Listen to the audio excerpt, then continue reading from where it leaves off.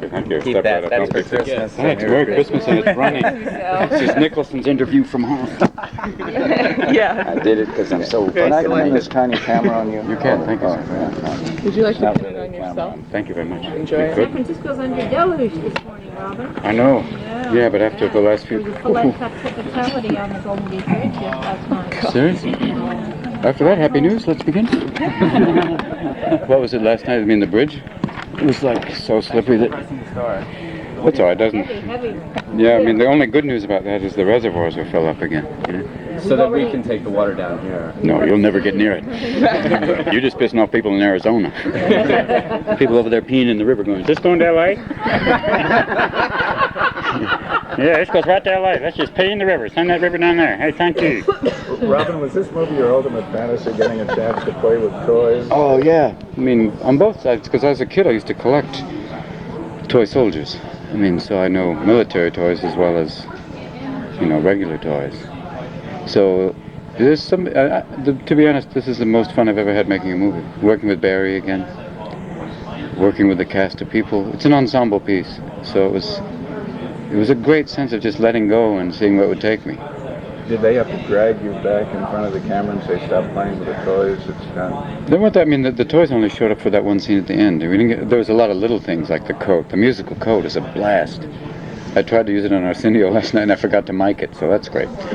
So it was like, kind of like bad mime. You know? Look, he's miming again.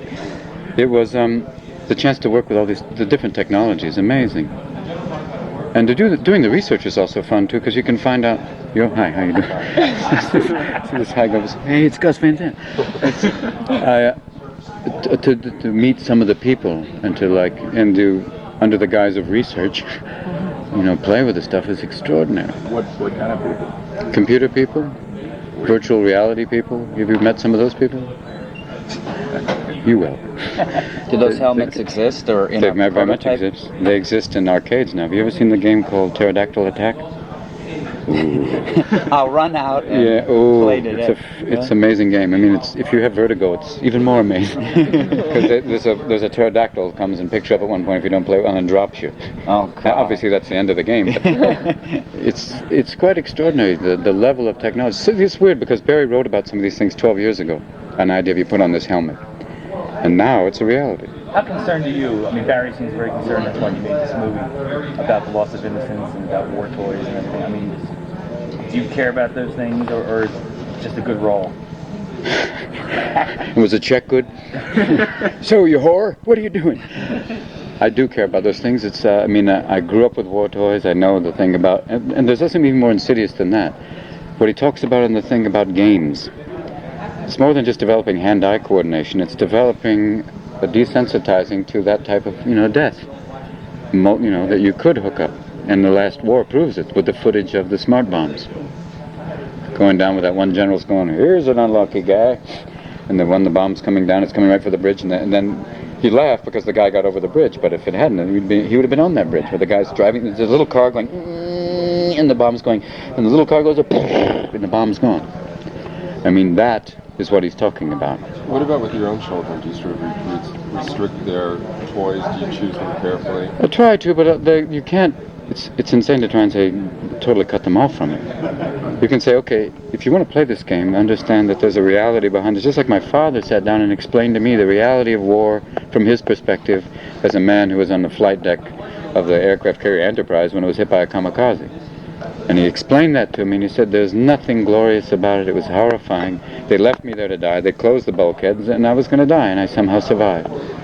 And that, then all of a sudden, I'm sitting with these box of soldiers, and went, okay, these guys are going by. How old are you when he told you that? It was about 12. No, it was 30, but no. Well, how old do you think your kids would have to be before you let them watch the movie? I mean, is there a certain... Zachary's going to see it this weekend. He's 9. He's quite capable of discerning what he likes and doesn't like. Mm-hmm. I mean, the truth is, you look at the footage from all around the world, the average age of some of these armies in third world countries, they're 9, they're 10. Now you take that reality and hook it up to a 9-year-old or 10-year-old here, who's quite adept at these games, and hook him up to a weapon system like the remote controlled planes that they used in the Gulf War for reconnaissance, but the next step is beyond reconnaissance.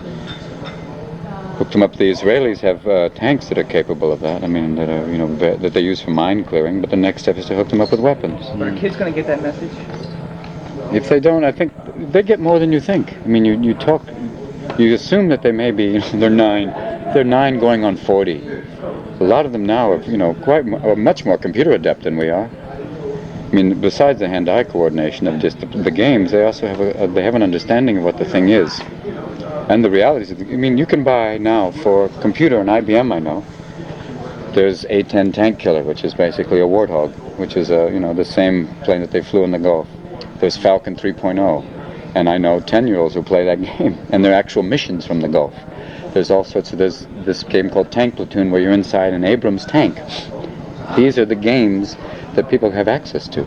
So as a father, what do you give up trying to guide a 9-year-old kid? You can guide them, but you also try and make them aware of the other side of it. The game is a game. That's what he's talking about. A game is this thing where the things blow up on the screen. A reality is when something blows up on a screen, not on a screen, but when it blows up in real life, there's people inside that vehicle dying a horrible death. That's the reality of it. And then taking that and somehow getting that across. I mean, that's why the footage in the last war, they tried to keep it to a minimum. You seeing anybody dead, anybody gone, because it's horrific. Except for that one footage of it was an armored patrol that they saw. You actually saw that horrifying death head face of people like that. That's the reality of it. Somehow, and it's weird. Barry said some people complain about this movie, the violence of this movie. It's toys.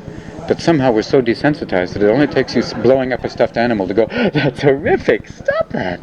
How can you kill an alligator? Because we see every night on television, and we've seen for years, and in movies, where somebody wrote in the LA Times about Under Siege, they said a lighthearted bloodbath. Okay. That is what we grew up with, what we're growing up with.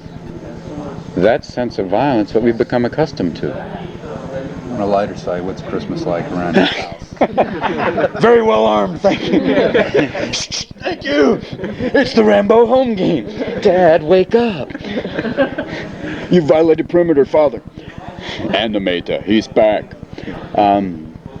What is it like? I mean, it's wonderful now. It's like a giant wind-up toy. What is it like? Yesterday was great because they got this thing from Disney. I don't know if they sent. Oops, I said the wrong word. Obviously, it's a Sony camera. Disney. Oh, we'll not record that. Competition. Christmas is a great time, but it's been wonderful this time because we're trying not just to get into the thing of toys, but the spirit of trying to help people. First going through. It was wonderful. Zelda the other day went through and found all the old stuff and said she made a box to give away. To try and get that going again, to try and bring up. I know toys are wonderful and getting stuff is great, but it's about more the spirit of giving and compassion.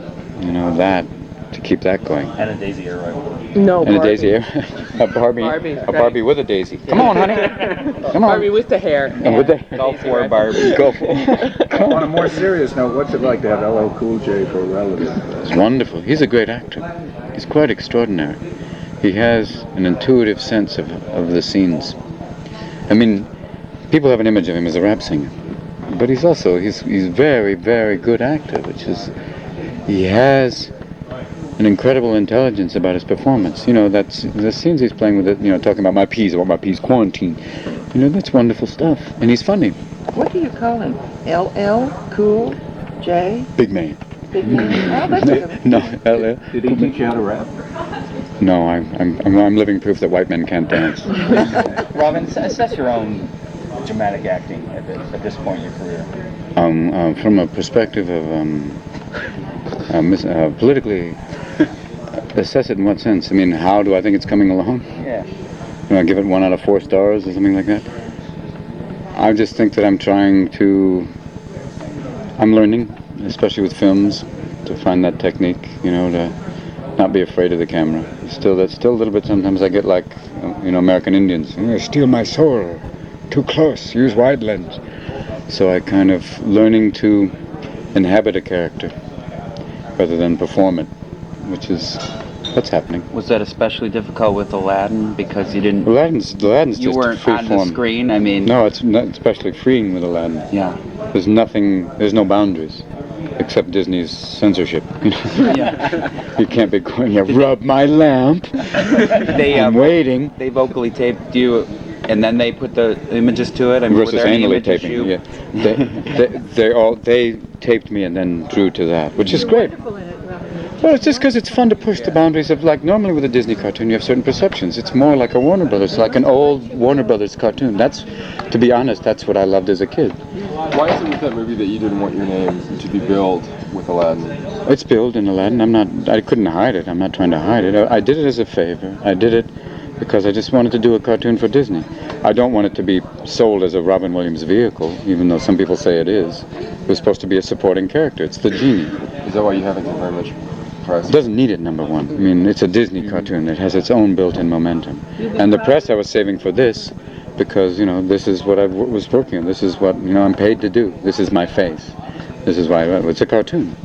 To go out and pimp it, to sell it, it didn't need it. It's, it has, after Beauty and the Beast, they're on their own momentum with that. It's something I'm proud of. I love doing it. And like you said, it's something that'll be back years and years, especially with Disney. It'll be back again and again and again. And it's something I did, honestly, for my children, because doing the cartoon for them and to watch, it is something that I can show Zelda. She went and she wants me to sing the songs all the time. I feel like a bad Broadway audition. Thank you. Oh, wait. Oh. Hey, clear the way. Thank you. Oh, God, I don't know the word. She's how old? She's 3. What does it feel like working for Disney? I mean, what do you think of? Oh, Gwenoween. Master Jeffrey Combs. Never say nothing bad. It's like Song of the South. What's it feel like? Hey, I want more fingers, okay? 3 fingers, you can't even undo your fly. What the hell? What's it like? Well, I'm happy.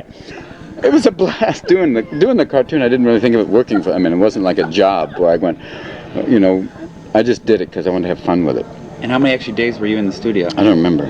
They never Like let a me week out. or a I just longer came a period? couple of times. I mean, It was weird. The first day I improvised, and I could just see them going, "Yeah, forget the script. Just keep going." Can you try that again, please? You for all the best that they could get out. Oh yeah. I mean, it just went off because it was a gas. It was play. They said though that since they had written it with you in mind, that there were some of the things that. Well, Stroke. that there were some things that they had written into the script that okay, maybe not, but that audiences might think did come from absolutely from you improvising. Did you see anything in the script that you went, hey, That's me. No, I don't remember. What about toys? Toys is there's a wonderful combination of what he wrote and improvising and playing, especially when you have people like Joan or Robin. We did a much longer version of the scene with Robin, but she's a great comedian. I don't think anyone's ever seen her be funny before, and they're quite shocked, like, she's beautiful and funny. We'll be right back. That she's extraordinary, and she can do voices and keep up with me in anything. Well, the Mother Teresa bit must have been scripted, or you'd never invent that, right? No, yeah, that would be... For me, it's difficult. It's fun to do that just at a dinner party, just to bring that up and just to put that... Well, we'll talk Is about that a it. standard running gag? I actually used to do that for my daughter, for Zelda. I used to make her laugh, which is, Mother Teresa or Senior Teresa? Well, Senior one just says Mother Teresa. Accepting the Academy Award. For me, I like. Speaking of the Academy Award, it must be strange for them to be reading that they're talking about nominating you It is. for being a cartoon character. It's also strange when people say it's your best work. It's very reaffirming. That's life affirming right there. I love it when we don't have to look at you. Especially nude, your little hairy body bouncing around. I mean, that's very bizarre. I mean, I don't take that. I just kind of say interesting, but not something I pursue one way or the other, It's possible, but you just go. What about the Oscar itself? Do you get depressed when you don't win it?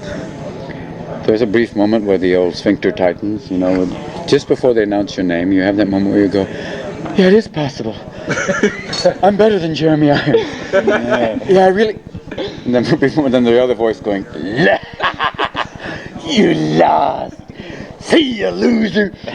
Yeah, I mean, I think even for a brief moment, even though you kind of clue yourself that you haven't got a chance in hell, then there's a brief moment where you think maybe that there may be a wild shot, that maybe they canceled each other out.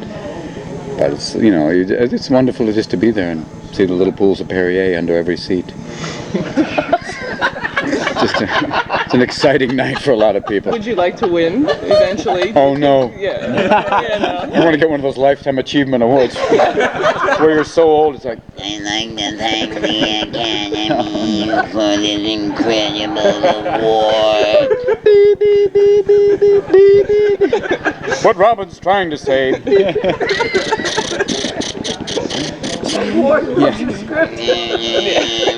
Thank you. I remember doing the movie twice. Yeah, but then you could do some push-ups and. Oh yeah, and then go like it all. Yeah. Or actually just pull on your pants and go, look at this! It's hard as a rock! It's like a goddamn diamond! Sorry. One of the funniest things in the movie is the little devil coming up. Oh, the devil get laid. Yeah. How much do you think humor helped you in your relationships? And how many times have I pulled a puppet out in a bar? I mean, Hi, where you from? Hey, nice tits. Just pull a puppet out. It's a great way to meet somebody. Hi. Hey, nice blouse. Hey. It's not me, it's the puppet. Rumble foreskin. what I mean is, does a sense of humor help you in relationships? Help you break the ice more? And even in day-to-day living? Sure, better than... yeah. No, and day-to-day life, yeah. Richard Pryor says it's a great way to meet people, to protect yourself. Yeah. Seems like the home study course. It can be a fun... it is a great way.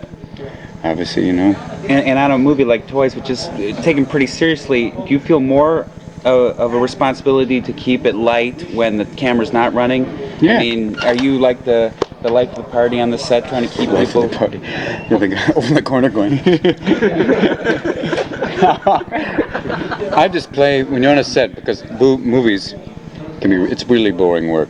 I hate to break anyone's illusions. I'm sorry to basically, except for even porno movies. They're going, they're lighting now. Do you have experience with that, porno movies? No, I haven't, but it'd be wonderful to see. I wonder if there's a method porno director. I want to give you some sense memory. I don't know. How do they light that? Okay, Bob. Bring the stunt penis in. And the guy in the corner. I know, fluffers and things. We'll talk about that later. Not during this junket. On Toys. He went into a whole riff on the stunt penis.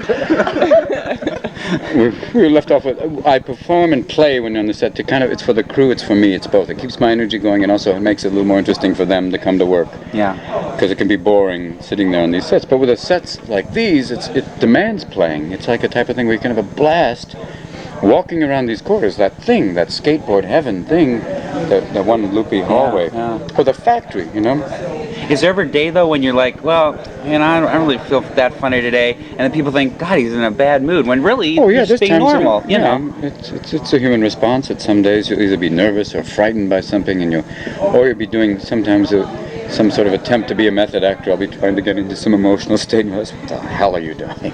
Why, coffee? Yeah. It's like the old thing Olivier said, I guess that famous story of Dustin Hoffman with him and Marathon Man, where Dustin wanted to run around the reservoir and he said, try acting, dear boy. You're just trying. There are days when it isn't always a blast. Yeah. There are days when sometimes you will be slightly tense, or you try to keep them to a minimum. I try not to snap at people. That's why I don't drink anymore. Hangovers make it difficult to have a nice day. Yeah, right. Eat me. What about your kids? Do they expect you to entertain them nonstop? No, which is wonderful. I mean, that Zelda's nice now. She wants to hear songs from Aladdin, but it isn't like, it's the opposite. I can just enjoy them. That's why it's so recharging. That's why it is wonderful to wake up this morning and have Cody there with his bottle looking at me like, how you doing? He's there. Zelda comes in, we play, run around the house. I fly them. It's wonderful now to fly him. It's almost like I have to play hook the home game when I fly him around the house and, oh, a wall! People he's going to run his kid into the wall. He's one. What's his name again? Cody. Cody. So you have three? Yes, that I know can of, count. yeah. Yeah, definitely. Any desire to get back to like a live comedy concert type of a thing? I would like to do that. It's just, you have to put the time together to put together a really good one. Yeah. If not, it's not worth doing. But you could probably fill the stadiums, I'm No, sure. I don't want to fill a stadium. Comedy in a stadium is like sex in a wind tunnel. Not that I've ever done that. but it's like, look at it. Yeah, sure, I read about you. Goes back. It's too much, the response time. I'd rather be at the biggest halls I played that are even, what's still comedy and performing is about 2,000 seats. That's wonderful. That's perfect size. Do you still ever Go in clubs? Yeah, all the you time. still have the clubs and Yeah, there's a great little club here in LA called Igby's. I can go on, and I go on usually late at night before 10 or 12 people, and it's perfect. It's a great way to explore, because that way there's no boundaries, no one comes expecting anything, and you can talk about anything. You can talk about, yeah. So what was it like being surrounded by the sets in this movie and being in the middle of this production? It isn't daunting. You get very comfortable with them. It's the same thing as with Hook. At first it's like, wow, and then it's like, this is home. It just takes a few days to kind of decompress into it. Oops. What was your favorite set in the movie? The duck bed is wonderful. I think the duck bed is the most magical, sweet, because it's what he's talking about. It's this innocence. It is a fairy tale. It is a fable. It's like, someone said, it's like you landed in another world that bears a remarkable resemblance to Earth, but it isn't. How many factories have you seen that have a big elephant blowing, snow? The factory itself, I just used to come and look at it. And it's, it looks like it's twice as big as it is because they have this huge mirror at the other end, but it's a perfect optical illusion. Where was the green field built? The green field? That was up in Seattle. I mean, that's, where was it? Washington? Spokane. With toys. It was amazing field. I mean, it was these green soy fields, like wheat and soy, that go for miles. It's so like the Wizard really of... the world's largest soundstage. No, that's why it's wonderful to say that and have people go, it might be. In Peter Pan, you got to fly. In this one, was it all stunt work, or were you actually in that? At the end on the plane, some of that. I mean, the real high flying stuff was done by the guy who actually doubled me in Hook. But then there was the battle stuff was Did you ever feel like the Red Baron? No, I felt more like those wing walkers, those guys who used to make a living, tap dancing on the wing of a biplane. When you had you up there. It's very strange when when you see stunts and trying to match the tone, because you want to be there, either to help the guy with the physicality of it, to say, I would do it more like this, or match what he did. You have to find a way to get through both. With toys and comic relief, things like that, do you think that there is a perfect marriage of comedy and Yes. a way to get the message out to people? Yeah, very much so. There was something in the paper the other day, they were talking about Somalia, and they were saying that now more than ever is a time for Lenny Bruce to talk about these things. I mean, it was amazing. They said the only resistance they met on the shore was the press. Yeah. Get down, they've got lights. He'd come in and there's like 500 video cameras. All right, I want you to take out that camera position. There is a lot to talk about now. Yeah. There's so many things going on. But you can do it through humor too. And Sometimes, I think you can, certainly the last election proved that. Yeah. With all of the... When Harvey going to the White House and imitating Bush's invitation, I think he can. It's wonderful calling up and saying, I want to go jogging nude. Got to do it. Now's the time. Get ready. Got no pants. Here we go. Did we ever think we'd see that day? It's going to be interesting. Politics in the next 4 years. I mean, picking up the pieces and trying to get the economy going. I think that, more than anything, of trying to keep... Someone had that... Did you read that article about when P.J. O'Rourke wrote about meeting Clinton and Bush? No. He basically talked about saying... He looked at Bush and knew he didn't want to win. Want to walk away, got to get out of here. Doing what I can, got the check, got to go. Got to build that house, won't let me stay. And then he looked at, and the one thing is getting people back to kind of, and like with this movie, try and get back the sense of hope again. Yeah. And to kind of fight the forces of cynicism that have been dominating for at least the last 4 years. And get people back thinking there is a chance. And that more than Good anything. time. Yeah, I think. I mean, we have... Either that or get ready for the telethon for America. Thanks very much, everybody. Thank you. You're a Happy holidays to you. We're all asking. Thanks. Lisa. you're a new neighbor of my grandmother in Sea Cleve. Oh, She lives it's a great neighborhood. She lives in the big gray house right off Baker Beach at the end of 25th. It's a great neighborhood. Does she live in that big house there? Yeah. Go and visit her. Hi. No, my mother and I live. Your grandson said I should come by for coffee. It's a great, I love living there. Yeah, it's a beautiful. That's great. Do you have another movie coming out, Robert? Well, I mean, besides being human, I got to finish that up. I have to go back to England. Good to Scott, To Scott? please. Thank you, sir. I mean, that's working with Bill Forsyth, who's great. Yeah. You ever met him? Oh, it's wonderful. Good luck He interviewing makes him. good movies. Oh, he makes wonderful Yeah, movies. he He makes makes good really movies. strange. And what are you working on for him? This movie called Being Human, it has 5 different stories. 5 separate historical periods. But it's really unusual. Thank you so much. Thank Have you. a great Thank you. holiday season. See ya. Merry We'll Christmas. see Being Human then next week. I mean, next year. Yeah, next week. If you see it next week, it's really good. It's like one of those early All right.